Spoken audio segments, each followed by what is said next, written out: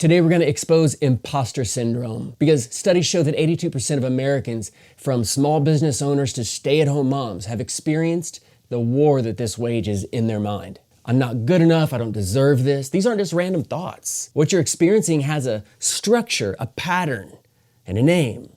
It's imposter syndrome. And like a shadow, it follows you and it keeps you in this tension of, I just don't feel like I'm where I'm supposed to be in my life right now. But today, I'm going to expose it for what it is, what triggers it, what grows it, and most importantly, what dismantles it so you can get your life back. Because the truth is, imposter syndrome casts a shadow much larger than its actual power over you. So from a high level, here's how it works. If you're in one of these environments, with one of these mindsets, experiencing one of these feelings in one of these situations, then one of these triggers are going to put you into imposter syndrome. So that's basically every situation you could possibly be in, unless you're alone with no ambition, which really isn't very many people.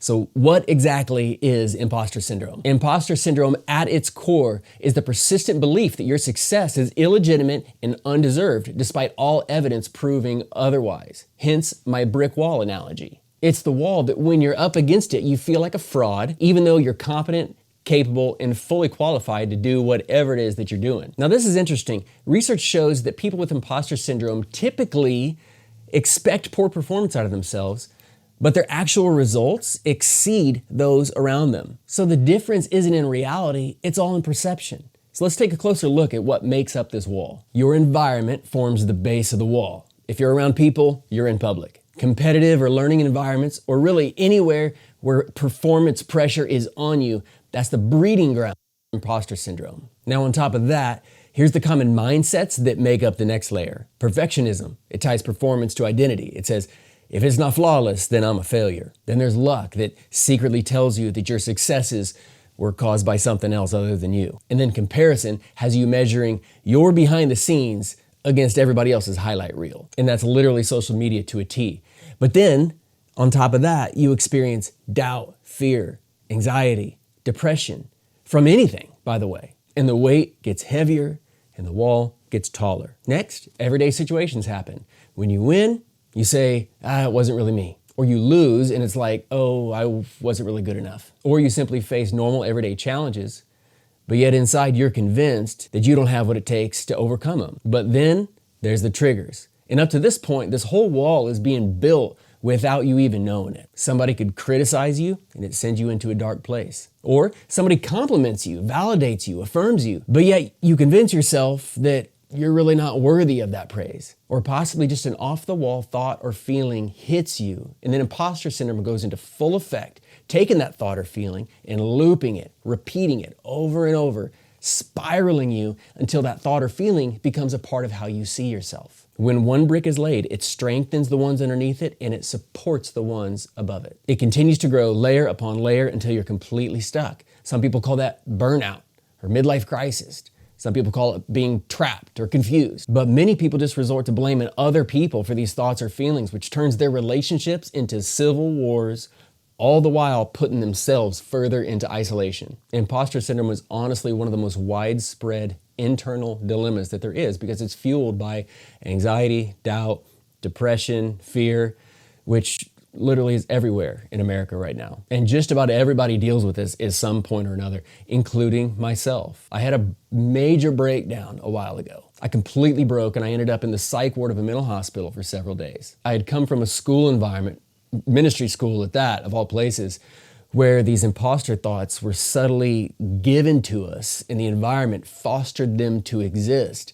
And I didn't even know it was happening. And it tapped into some underlying insecurity that I had, and that's really all it takes. I got triggered, I spiraled, and down I went. But while I was there, I realized that I was simply believing these lies. And I had put on a mask that those lies told me I needed. And it was a massive awakening for me because I'd been shape-shifting into whatever any given situation needed me to be instead of being my true self. See, what was really happening is I was just frantically reacting to every thought that I'm not good enough, I'm not smart enough, I'm not tall enough, black enough, white enough, anything enough. And all of that pointed toward one thing: I don't belong. And that's imposter syndrome. I had built my entire identity around filling gaps that were never actually there in the first place. But when I took the mask off, I was free.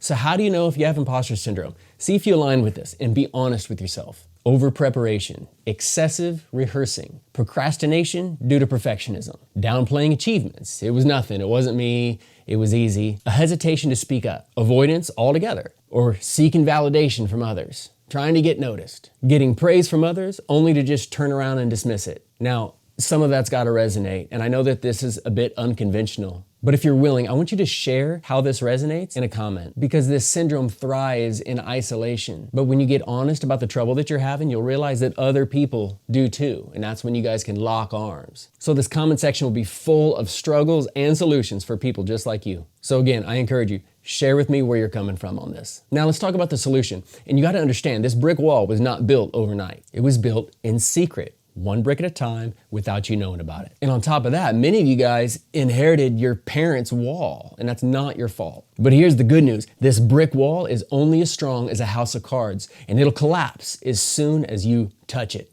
So let's do that now. Each brick represents a lie that was told to you, so we're gonna replace that with truth, starting at the top. For the trigger level, on top of criticism, say, feedback helps me grow. It does not define my worth. For validation seeking, my value exists independent of others' opinions. How about this? For negative thoughts, say, thoughts are not facts. I can evaluate and decide what I want to believe.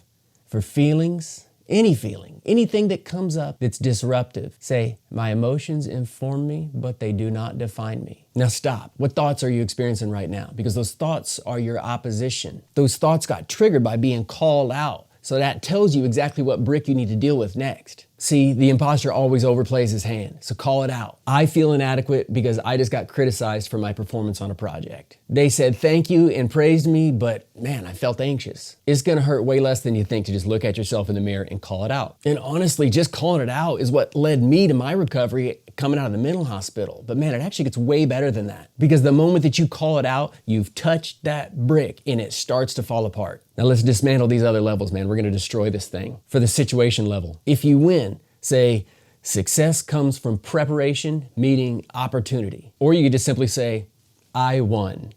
And for some of you, man, that's hard to even say those words. They kind of make you cringe. Like, that really makes imposter syndrome just thrive. Or if you lose, say, failure is just an event, not an identity. It provides me valuable insight. Or if you're just facing a challenge, say, obstacles reveal my next growth area, not my inadequacy. On the experience layer, when you feel fear, say, courage is not the absence of fear, it's moving forward despite it. Or when you feel in doubt, say, uncertainty is just a part of growth, it's not evidence of incompetence. When the anxiety hits, say, this feeling is an alert to take action, not just a paralyzing dysfunction. Or when that depression slowly starts to creep in, man, sometimes you can feel it coming. You say, this season does not define my entire story. I got my whole life ahead of me. And I get it. At this point, you probably got 10 arguments against me and everything I just said. And you're right, because each truth can be challenged. In fact, you've been challenged in your whole life, and that's why this brick wall is still standing. I don't have to be right about all this. I don't want that. I just want you to be honest with yourself and start removing these bricks from the wall. But a lot of people are afraid to do that because they're scared of what they might see on the other side. Some people are happy staying huddled up against the wall, leaning up against it because it's a crutch for them. It's a vice. It's a safe place. Sometimes a painful memory is built into that wall, and just the very thought of touching it makes you feel like you got to relive it all over again. But that right there is just an imposter thought right there from the top layer. So let's handle it. The thought was touching that brick means I got to relive it all over again. But here's the truth. Thoughts are not facts. I can consider them and make a decision about them and choose how I move forward. And I'll even take this a step further. I am not my thoughts. I'm a person with thoughts, but my thoughts don't define me. They come at me, but I choose what I do with them. So does this thought lead me toward my God-given purpose? Does it encourage me? Does it uplift me? If not, I'm done with it. And look, it takes courage to cast down lies with truth. But it turns out all the courage in the world is available to you the second you decide to touch that brick. So let's tackle the next layer of the wall. This is the mindset layer. When perfectionism sets in, say, perfection is an illusion. Excellence is what makes a difference. When you start leaning on luck, say, my efforts played a key part in achieving this. And when comparison sets in, say, my only competition is with yesterday's version of myself. Come on, man, you know this is getting good. But now we're at the bottom. This is the environment level. For public, you gotta understand, most people are too concerned with their own performance to judge mine. For competition, you say, others' success does not diminish what I bring to the table. In a learning environment, you gotta understand being a beginner is only a phase. It's not a permanent condition. In a high pressure environment, you say, my peace is not affected by the pressure from others. Your urgency is not my emergency. See, these truths are gonna dismantle the wall that keeps you stuck. And once you got all these bricks in a pile, they now become the building blocks for a new level of possibility for you. The wall that blocked your way, now steps you climb today. Every stumble, every crack, now strength for your comeback. The struggles that you faced are transformed into grace. Brick by brick, you rise, you climb. Built from doubt, but designed to shine. The thought that seemed so strong was just doubt where it didn't belong. These truths you now command flip that wall into the promised land. Where fear once held the throne, your purpose breaks chains and becomes known. That doubt that held you down, shattered, scattered across the ground. You rose from what's left behind, standing tall, reclaiming your mind. Exactly who you're meant to be. No longer trapped, but free. I love that. Now here's 4 ways you can begin this today. Remove 1 brick.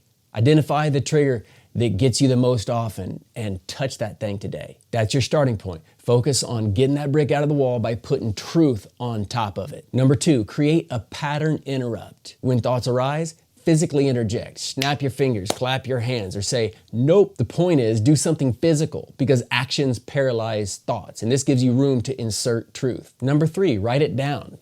Put it on a piece of paper, put it on your computer, on a sticky note. I keep mine in notes on my phone. It's gotta be someplace where you can get to it in vulnerable moments. And number 4, tell somebody about it. This is crucial. Tell somebody, I'm realizing how I've been having these thoughts and I think this or that about myself.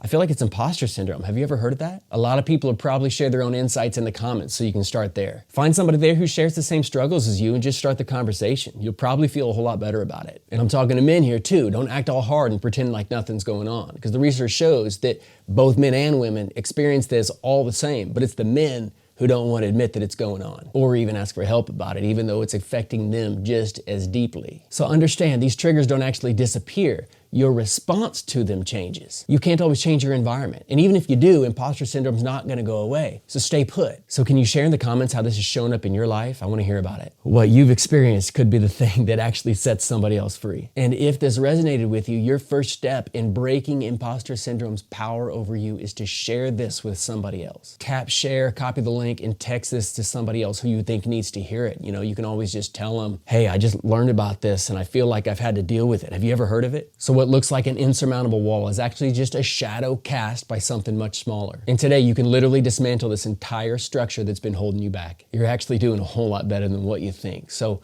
go make the difference that you're here to make.